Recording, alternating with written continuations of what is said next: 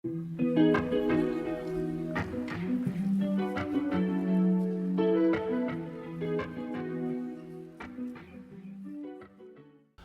there, my name is Steve Gerhardt, and as always, this is the Unagi Observer. Thank you so much for stopping by and watching the video. This is a labor of love for me, so I'm glad that you're here to watch it. It makes me feel warm and cuddly inside. So this week's anime that we're going to take a look at has a longish title, so let's make sure I get it right and look at the page. And deep breath. Isekai office worker, the other world's books depend on the bean counter. All right, let's get into it.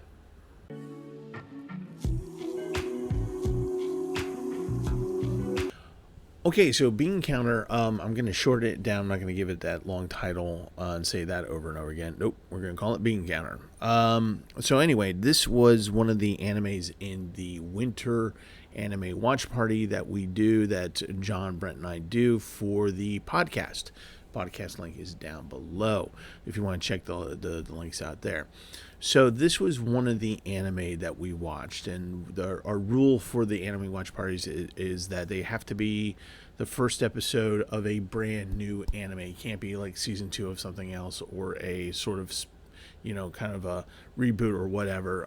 We try to keep it to something brand spanking new. So this was one of those anime. We watched it and we were kind of impressed by it in terms of tone and how the main character navigates the plot, so to speak, in the first episode. And we were like going, oh, okay. It's Isekai, but okay, well done. And didn't realize that it was going to be more than Isekai. So let's get into the nitty-gritty details. And so this started off as a series of novels in 2018. There's 4 books. And then it got the light novel treatment. There are about 3 of them, but they're ongoing. So the books started in 2018. The light novels started in 2019, and they're still ongoing. I think there's 3 of them. Then it goes into the manga. And the manga is now at 7 volumes, but it started in March of 2020. And it is being imprinted in the magazine by Bees Log Comic. If I had known this prior to watching it, then episode 2 would not have shocked me. Or not shocked me, but surprised me, I think is the better word. More on that in a moment. And if you know what Bees Log Comic is, then you know what I'm talking about. Then the anime got the anime treatment, and that just started back in January of this year, 2026. It is done by Studio Dean. Crunchyroll, of course, you can find it on Crunchyroll. And we're at 11 episodes already. So I gave it the 3-episode treatment. So I'm on episode 3. Watched the first one, kind of rehashed it, and rewatched it for the review today. Episode 1, and then watched episodes 2 and 3. So let's get into the plot of Bean Counter. So basically, it's an isekai, right? Okay, so because, what isn't these days? And it has a subgenre trope of not being... So when they're isekai, nobody dies, but this is the Holy Maiden trope, where a girl's supposed to be brought back to a fantasy world and someone comes along with them by accident. And so that's what happens here. So this girl, 16-year-old girl, is in an alley being sucked in through the portal, screaming for help. And this salaryman, 30-year-old salaryman dude happens to be walking by, and he's just not taking care of himself. He's a corporate drone, as it's being said over and over again in the anime. Sees what's happening, tries to save her, and then gets sucked into the portal himself, along with the young teenage girl. She is, of course, the Holy Maiden, and they say to him, "Oh, so sorry. Crap. Okay, we're gonna just make sure that you're taken care of for the rest of your life in here. Sorry you got dragged into this. We're going to pay for everything, give you a stipend, and, you can just live your life. You live your best life. Is there anything else we can do for you?" And a guy actually responds to the office drone and goes, "Yeah, I'd like a job." So he just wants to continue to work because, he's that kind of a guy. And so he gets a job, and he works in they figure out what he's good at and what he had been doing in his previous life, and accounting basically. And they said, okay, well, you know what, that would be awesome. We can put you into the Royal Accounting Office because of course this is all this fantasy world is sort of Victorian almost, and magic and spells and things, and this all that kind of stuff. But they deal in real things like budgets. So he goes in there and he starts working, and he finds out that the department really doesn't really do anything. They just kind of eat lunch and just kind of just be cheerful with each other all day, and then nothing really happens. It just stuff is rubber stamped, and it kind of drives him up the wall a little bit. And so he takes a closer look at things, and he's discovering that there's discrepancies in like big ways. And so a new coworker, new friend, gives him this tonic and says, "Hey, take this before you go to sleep, and it'll help you sleep, give you better sleep, sleep cycle, because you got bags under your eyes." And they make it a point to show bags under his eyes. So he wakes up the next day and he loves this tonic. So they get like 10 bottles, and that's enabling him to go through stuff and say, okay, this isn't right. And he goes to his boss and says, hey, here's the thing. And he's kind of having a sort of, in that, hey, I want to do the job, let me work kind of aggressive attitude. Not being a jerk, but just kind of like going, let's do the thing. And he, gets everybody on board, so to speak, and he's taking these tonics, and he's just like going, yeah, this is the best. And so then there's a call for him from one of the princes who says, hey, the Holy Maiden would like to talk to you. So he comes in and he talks to the 16-year-old girl that he tried to save, and realizes, okay, she's okay, okay, that's good, and starts talking to her in Japanese. Now, it should be noted that in this world they do not speak Japanese, and so when the two of them speak, the girl and he they speak in Japanese, and nobody around them can understand them. Nobody knows Japanese, so they can automatically speak their language, but also keep their Japanese language. And so there's this. He just kind of looks at her and goes, hey, just so you know, you should probably, it's really great of you to want to help with dispelling this miasma that is about to cover the land, and that you want to do this, but make sure you know what's being expected of you before you do it, because this is a 30-year-old man who has probably read the tropes, right? And he's probably read the manga. He's probably telling her, going, yeah, sometimes it's not what you think it is. So just keep your eyes open. And there is a prince of the third order, so basically the third rung down from inheriting the empire, so to speak, called Romani, of all things. And he's figuring out that there's something going on here. And so as the episode progresses, he drinks more of the tonic. The tonic, really enables him to do it. So you kind of see how this is kind of going bad. And then at one point, he's walking away from the apothecary where he's getting a new batch of tonic. And he just starts, and he starts collapsing inside the alley. And Aresh, who's the third prince, I guess, or the third magical order, whatever it is, happens to see him and goes, oh my gosh, and rushes to the guy. And so then we go into episode 2. He, tries to use some magic on our hero, whose name is Sachiro.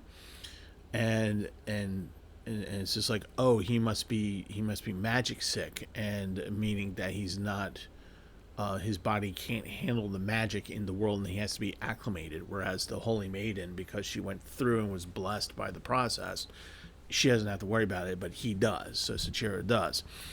And so he's getting sick, and Aresh, tries to save him with healing magic. And Sachiro seems to get worse, and he's just like, oh, I really gotta do something here. And we smash cut to Sachiro laying on the bed, looking up, and Aresh is like on fours over top of him, and immediately you're like, oh, right, boys love. Yaoi boys love, whatever. And so he's looking over Sachiro, Aresh is looking over Sachiro, and goes and kisses him, but that's how he gives his magic, healing magic. He goes, well, this is just a something, an emergency fix. We're going to need to do more, but I need your consent to do more to help you, to save your life. You're going to die if I don't do this thing. And Sachiro goes, oh, got it, right. You want to do that, okay. And so they do. And I think what was surprising to me was not that, but the fact that they show the two of them in a, I don't want to spoil it for you if you're going to watch it, in a position where you're just like going, oh, they're dead. Oh, okay. And you're like, all right, there we go. The series does not treat, this is a boys love series, so the series does not treat this the being gay or homosexuality and having these encounters as a bad thing or a shocking thing. It's fairly normalized in this for us, the viewer. So the two characters that are engaging this are like, okay, this is no big deal to either of us, like in terms of, oh, I'm with another guy, okay, par for the course, right? As a matter of fact, Sachiro, our hero, says later on, he goes, well, it's not like I haven't had romantic encounters before. I understand this is a little different, but, it's fine. And you're just like going, okay, good on you for not making a big deal about this. So it's one of those things where it's just like, it's not so much that, oh my God, they're gay. It's more along those lines that they're like, oh, boys love. Got it. Okay, cool, fine. For those of us who don't care about that or don't get upset by that, cool. Anyway, so the rest of the episode is basically Aresh taking care of him, and taking the episode, the entirety of the episode, to explain what has to happen for Sachiro to get acclimated to this. And Sachiro is kind of being a bad patient. He's trying to sneak off everything out and down again and do work and all this stuff. Whereas Aresh is just like, look, I'm trying to help you, buddy. And so quit doing the bad things, okay? And then towards the end of it, we get the Holy Maiden, the girl, and they and a little bit more is explained about her, about how she's being able to use magic, but she's also a 16-year-old Japanese girl. So, there's things that she's not really understanding. And during this, the Prime Minister of Romani has taken an interest in Sachiro. No, not that kind of interest, but an interest insofar that Sachiro is waking people up to that there's, discrepancies within the budget, that things are happening within inside of the budget that are indicating things that may hinder them stopping the bad miasma thing happening in the future episodes, which the Holy Maiden is supposed to deal with. So we start getting that sense of danger and things like that going on. And by episode 3, we start to see the relationship between Aresh and Sachiro start to grow. Okay, so we start seeing a little bit more of that, and we start seeing the funny misunderstandings and the between the two of them, between other people, and things like that. So people haven't caught on that something's going on between the two of them. The two of them don't really know if there's something going on in between two of them, which is kind of nice insofar that I'm using that term insofar a lot. Sachiro is just kind of questioning, should I really be doing this? I don't want to take advantage of this guy. And the other guy is kind of going, wow, this guy's really irritating, but kind of like the way he smiles, So nice little things like that. And then we get towards the end of episode 3, and, people are starting to make assumptions about them not being who they are, and we can see the setup of the slapstick rom-com heading our way, with this serious undertone of things not quite right in the kingdom. So yeah, that's kind of the plot to this point, to episode 3. So let's get into some of the things. The animation is fine. There's nothing special about it, but it is on par for what we would expect for anime being made in 2026. So everyone's beautiful. The boys are beautiful except for Sachiro. who's literally spindly, bags under his eyes, wears glasses, but Aresh is, the beautiful man. Oh, and one of the things that we end episode 3 on is a age discrepancy, and I'll just leave it at that in case you're going to watch the series. This is your typical isekai with boys' love mixed into it. Other than the boys' love aspect, kind of jumping into this, it's really it's an isekai. All right, so if you're not an isekai person, maybe you can focus on the romance part of this a little bit. Not sure. Would I recommend this to people? Kind of depends on what you like. For me, it's probably something I'm not going to actively pursue. Not that there's anything wrong with it. There actually isn't. It's just, for me, it's just another isekai, and I'm kind of much like with sports anime, I'm not a big, huge isekai fan.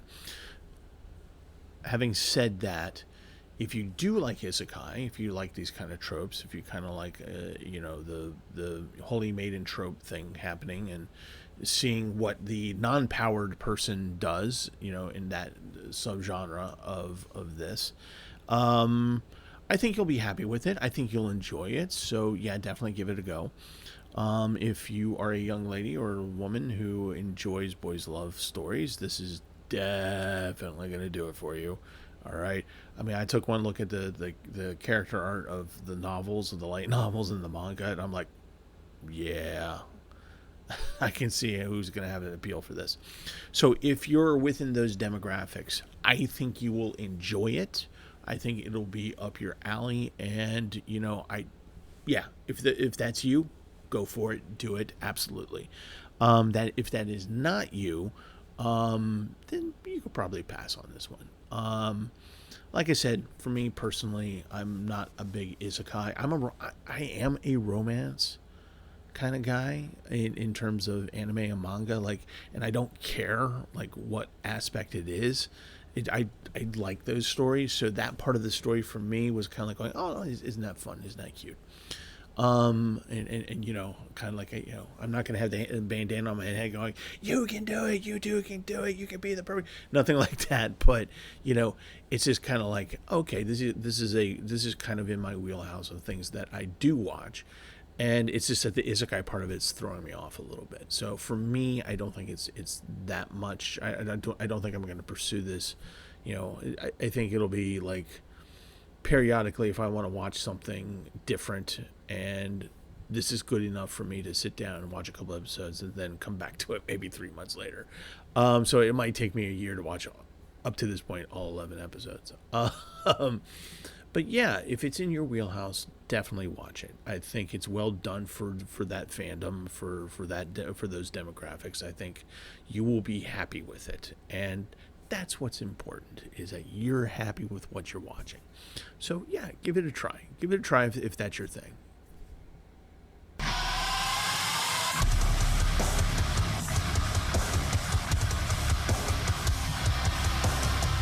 All right, so that was the review for Bean Counter. I greatly shortened the title of that. You can see the full title down below.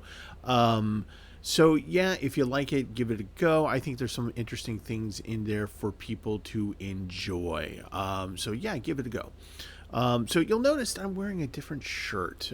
So I had done the review for the Bean Counter a few days ago because I thought I was going to be at RetrieverCon on Sunday, which meant that that's my normal, kind of shooting day. And unfortunately, RetrieverCon is not happening. Some things got flubbed up, I guess, and so they're going to try to do it again at the end of this semester at UMBC. So that's somewhere in May and June. Maybe I'll be able to go. I don't know. We'll see how the schedule looks. A little bit disappointing. I was kind of looking forward to go and doing panels for them for the first time. So anyway, so that's hence why the different shirt. But yeah, so there's the review. There's the unfortunate news about RetrieverCon. But we have more anime to review next week. So please stay tuned. Come on by. Check us out over at Anime Archaeology, the podcast. However you want to watch the podcast or listen to the podcast. The main link will be down below. Please check it out. We have lots of things to discuss there. But we also have things to discuss here. So come on back next week. And I got another anime for you to ponder. So in the meantime, be well, be safe, because I love you guys, and I would love to see you out in the wild. So yeah, that's going to be it for this week. And of course, that means that as always, watch more anime.